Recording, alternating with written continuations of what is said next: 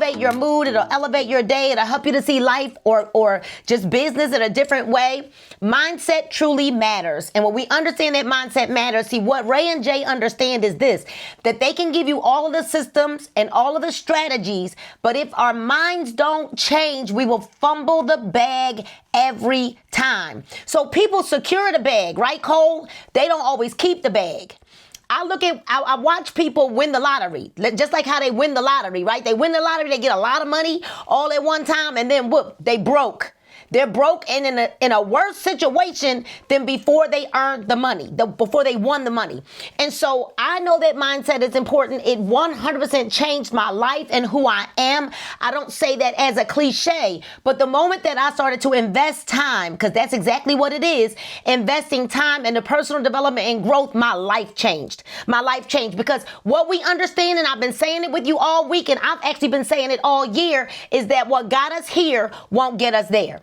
And when we understand that principle, what got us here, the version of ourselves that got us here won't get us there. And we can never outperform our current version of ourselves. Whatever we think about ourselves, we will never outperform it. So it doesn't matter the systems and the strategies that we get.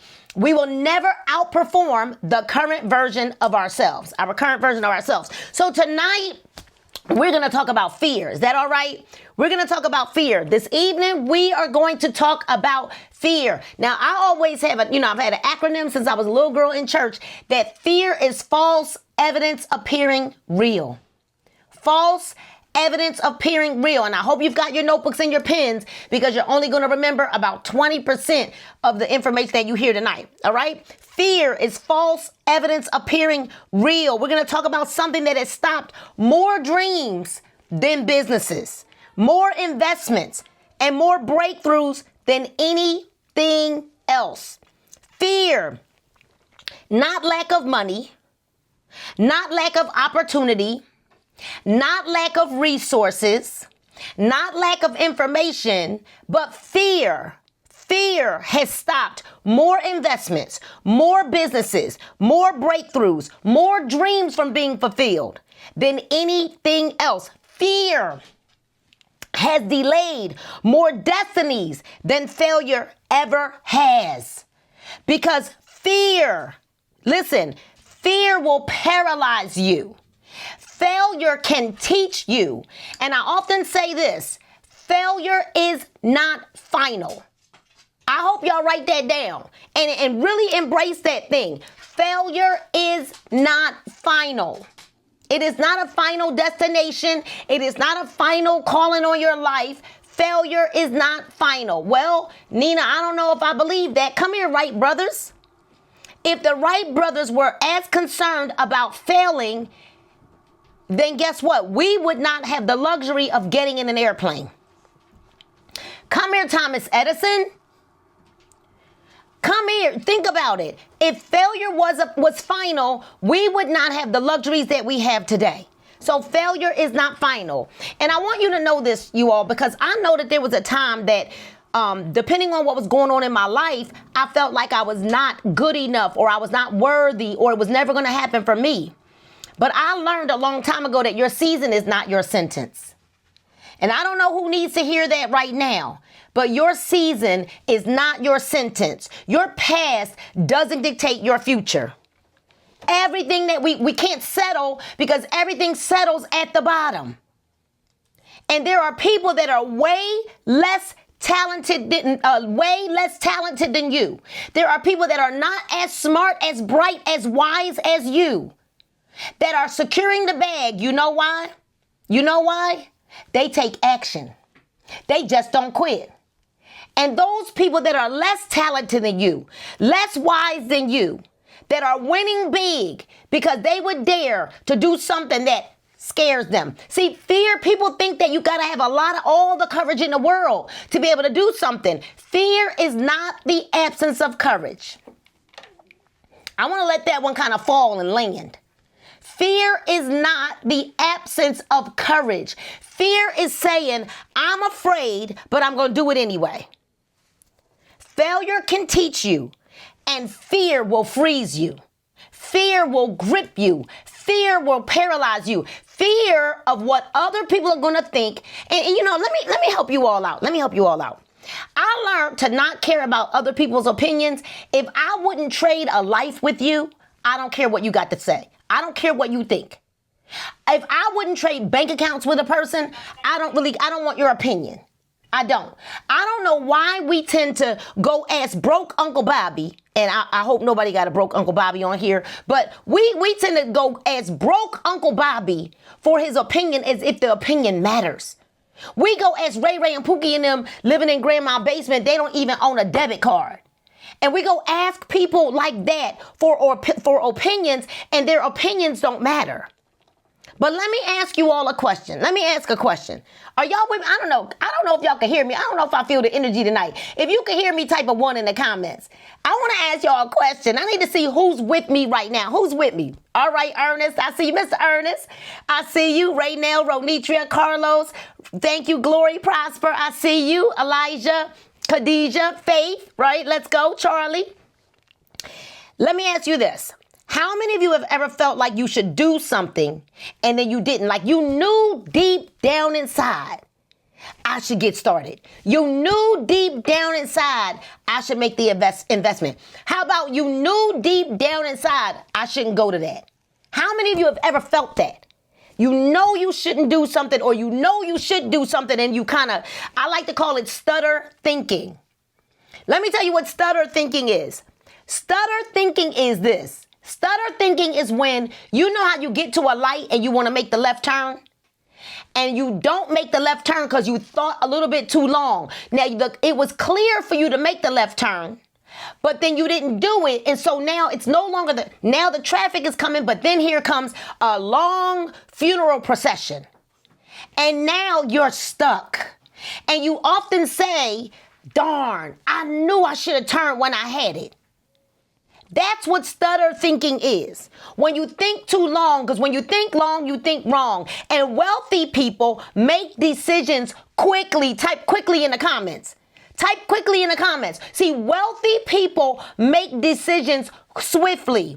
Let me tell you why. They would rather have to say I'm sorry than they would have to live with the regret. That is why wealthy people, they don't say, oh, let me go ask this, or let me think about it. Let me pray about it. You already prayed about it. That's why you saw the information. You already prayed about it. That's why you're here for the opportunity. Because see, wealthy people say, well, you know what? If I make a mistake, if I choose wrong, I'll apologize. Because they don't want to regret the fact that they could have made a move and they could have had the opportunity. So wealthy people do what? They move swiftly. So if you ever, you wanted to move, then you hesitated. You did that stutter thinking. You had an idea and then you overthink it. How many overthinkers do we have on the line right now? It's okay. You can look straight ahead. Your camera's on, right? It's okay. If you're an overthinker, let me know. It's okay. Just say me. It's all right. It's all right. If you overthink it, just okay. Just woosah, woosah, woosah. I'm certain every one of us have overthought something. I know. And that is because you operate out of fear and not faith. Faith is the substance of things hoped for, but it's the evidence of things not seen. We have to be willing to jump and grow wings on the way down when we understand that our mentors are the real deal, right? That is because we know that we've made the wrong choice in the past. We followed the people that couldn't lead us nowhere out of a paper bag. So you got to understand, when we overthink, when we operate out of fear, when we allow it to paralyze us, right, to grip us, that wasn't a lack of your ability. It was fear. Fear. So I want you all to say this loud with me wherever you are, and I can see y'all, so I'm watching. Fear is not my leader. We got to make these declarations. Fear is not my leader. I'm watching. Y'all, I know some of y'all real cool, like, fear not my leader. No, say it loud with your chest, like, fear is not my leader. I refuse to be led by fear.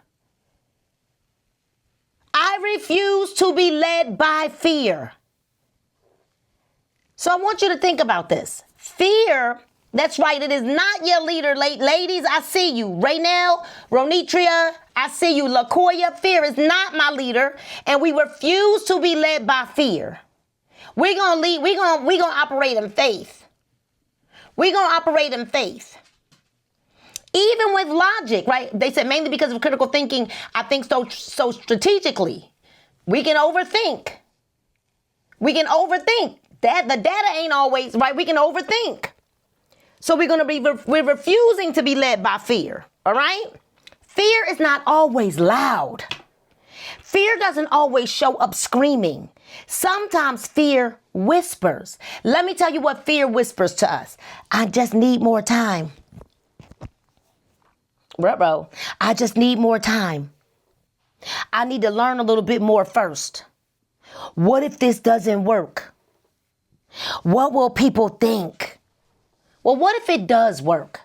You know, if we were all concerned about what if it doesn't work, the way we did life in 2000 is not the way we do life in 2026. Will we all agree with that? There are some similarities. That is not what I'm saying. But what I'm saying is, there wasn't a Chat GPT and a Claude and a Gemini and a Gamma and all those things in 2000. The way we do life is not the same. It's not the same. And so the way we did life then and the way we do life now is not predicated upon what we're afraid of. We actually, every day of our lives right now, live in the unknown. Because we don't know from moment to moment what's going to happen in this world of ours. We're living in the unknown. See, there's a lot of people that they don't want to make a move unless they know exactly what's going to happen. Well, at what time am I going to lose that 10 pounds? On what day and what time of the day? They want to know exactly when it's going to happen. But we don't live in a time of the known anymore. Everything right now is like, do we know if the airport's going to shut down or do we not? Do we know when we go to another place that we're going to catch the same flight coming back home that we have scheduled? We don't know. And fear often disguises itself as logic. Sorry, I'm not picking on you. It's actually in my notes.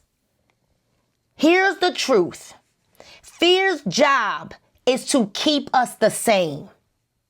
Fear's job wants to keep us exactly who and how we've been, because growth requires discomfort. Growth requires discomfort. Success is never convenient, and success will never feel good. It is intentional. Because we talked about it. What got us here won't get us there. Who got us here won't get us there. So now you've got mentors like the Acre Boys. Whatever mentors you've got in your life, you've got mentors to help you to see a path that you can't see for yourself. Fear wants comfort. Fear wants the blankie. Fear wants the pacifier. Fear wants the broken pair of slippers. Fear wants the robe with the holes. Fear wants complacency. Fear wants what it's been like, what it's felt like, what it's looked like. Fear wants the same mundane thing over and over and over again. That's what fear wants. But Les Brown has a quote that says, too many of us are not living our dreams because we're too busy living our fears. We're not living our dreams because we're too busy living our fears. And so we got to know fear is not always trying to protect you. I'm going to say it again. Fear is not always trying to protect you. Fear is not your friend. Come on. Fear is not your friend. It's not your cousin. It's not your homie. It's not your bestie. Fear is trying to limit you. It does hold you back. Because the moment that you grow, guess what happens? The moment that you stretch, the moment that you move, you become someone different. With every little step, you know, it's funny, Bob, what's that Bobby Brown song? Every little step you take, right? With every step we take, away from fear, away from the unknown, away from the things we used to do and who we used to be. Fear, when we start moving towards the unknown, that is when we're growing. Every little step we take. So with every stretch, the moment we move, we become someone different. And guess what, ladies and gentlemen? Fear resists that. That's what fear is resisting. Fear is resisting your possibility. Fear is resisting your destiny. Fear is resisting your legacy. Fear is resisting it. Fear is resisting your wealth, your birthright. And fear is resisting you understanding that it is your duty to be wealthy. So we got to make the declaration today. I'm not staying the same. I am not staying the same. I refuse to remain the same. How many of us would be okay? Think about it. Think about yourself right here where you are today. Right here. How many of you would be okay? Because I know the number is going to be very, very small. Out of the 65 of us that are on here right now, how many of you would be okay with living this same day over and over and over again? Exactly with what you got right now, exactly with who you know, exactly with who you are. If nothing changed from this day to day, would you be okay? I wouldn't be okay. And I live a good life, but I wouldn't be okay. So for anybody to be like, yeah, I would be great. No, there's something wrong with that. Because that means that we don't have a growth mindset. If we would be okay living our lives for the rest of our lives with everything what we've got right now today, who we are, what we know, who we know, if we are not okay with that, then we know it's time to make a change. I'm not staying the same. I refuse. Matter of fact, beyond I'm not staying the same, I refuse to remain the same. I need my neighbors on the other side of my block to hear me say, I refuse to remain the same. Refuse it. You got to declare it now. I'm not staying the same. And I'm 53, ladies and gentlemen. I am 53. And I know there's people on here older than me. We don't have time to play. Okay, right, where Mr. Ernest at? We do not have time to play. Maybe if you still in your 20s, you like, oh, I got plenty of time. No. We don't have time to play. Okay? So no, we came to get everything that belonged to us. And if it means that we got to connect ourselves to people who know more than us, who've seen more than us, who've gone the way so that they can show us the way and shorten our learning curve. Because I don't need this to take 5, 10, 15, 20 more years. I need this to happen now. Y'all type now in the comments. And now. Okay? Now. Like that right now faith. Now. It got to happen now. I'm taking action so it can happen now. Let me tell you, let's go deeper. Come on, y'all. I only got about 10 minutes left, okay? I got 10 minutes left. A little about 8.5. 10. So listen to this. Let's go deeper. Let's talk about, thank you, Glory. Let's talk about how expensive is fear. How expensive is it? You know, Mr. Ernest, we could tell that he's been studious, right? We can tell that Mr. Ernest knows what he's talking about. You know, he's made some wise investments. But I'm certain if we were to sit and talk with Mr. Ernest, he would tell us there were some things that he wished he had done differently. I'm certain certain if we were to sit and talk with him, he would say, yes, there are some decisions that I could have made that cost me now not doing what I could have done before. So how expensive is your fear going to be for you? Fear costs. Let me tell you what fear costs. Are you ready? Fear costs opportunities. Fear costs us time. Fear costs us growth. Fear is going to cost us income. God doggone it. Income, money. That's right, Mr. Ernest. Fear is going to cost us impact. Because guess what? The bigger your impact and influence, the bigger your income. See, that's why mindset is important. Fear is going to cost us confidence. Because what happens when we lose the bag? What happens every missed opportunity? What happens is we start to self-confidence. Boom. It takes a hit to our self-confidence. Fear doesn't just delay our future. Fear charges interest on it. You should write that one down. Fear doesn't just delay our future. Fear charges interest on it. Yes, and that's the thing, Mr. Ernest. See, a lot of people think, well, when I miss the opportunity, I'll just go right back to where it was, and then I can just go from there. No. Let me help you understand. When you miss the opportunity, you go all the way back down to the bottom. Boom! And you got to start all over again. And you know what's so crazy about this? Listen to this. Momentum is the hardest thing to gain, but it's the easiest thing to lose.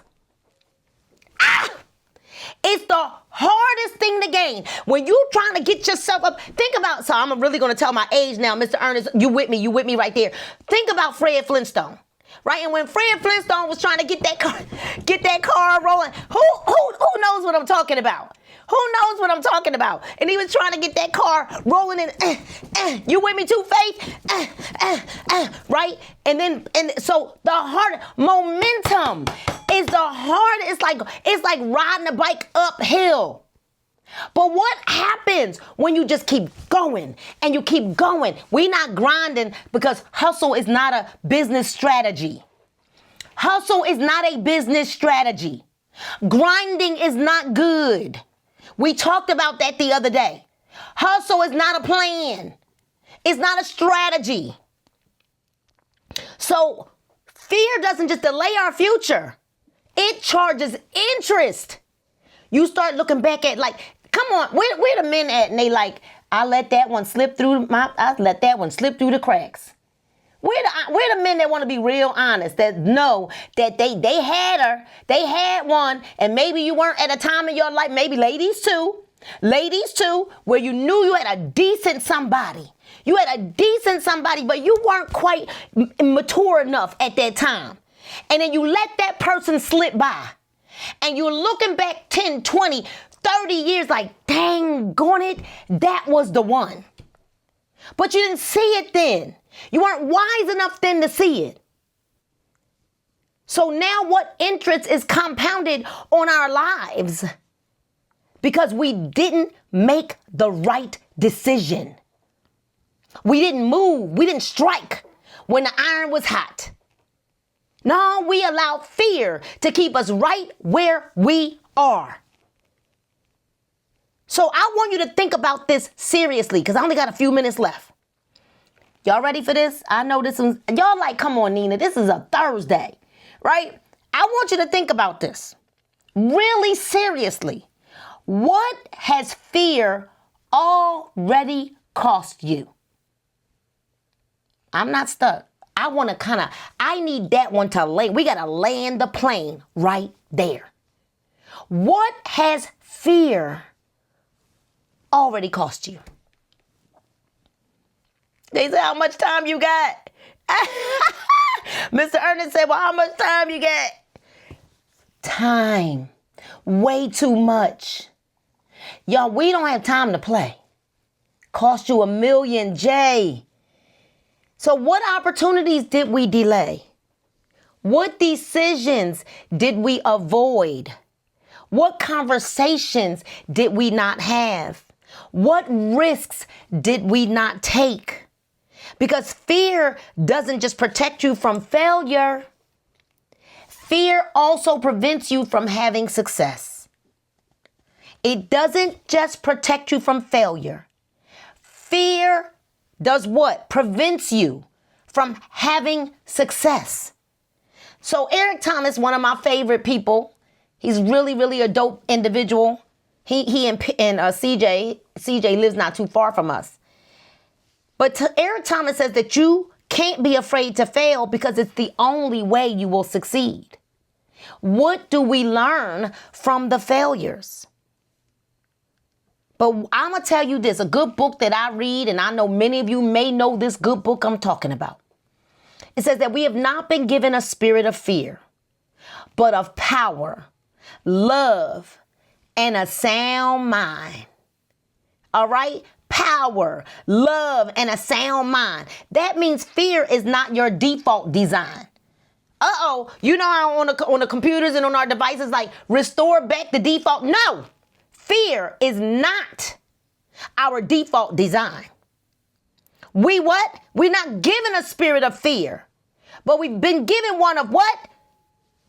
Power, love, and a sound mind. Fear is something you experience, not something you are meant to be led by.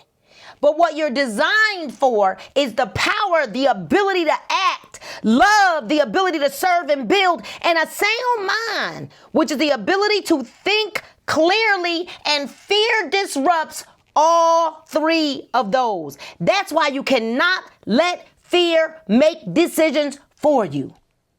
So as we close, this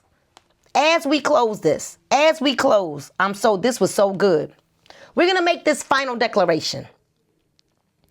And I want you all to make the declaration with me. And I know a lot of people don't like saying this stuff out loud, but you got to make the declaration. Everything in you got to hear it and feel it.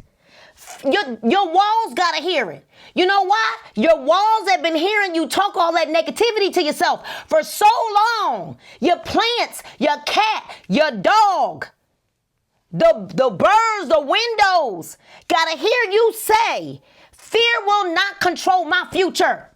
Say it out loud. Fear will not control my future. I will move forward. Say, I will grow. That's probably why my plants are always thriving, because this is how we talk around here. I will act. I will build. Listen to this. My future is greater than my fear. One thought, that's where it begins. Mindset with Nina. Sticky notes all on my wall. Dreams I wrote when I felt small. Now I say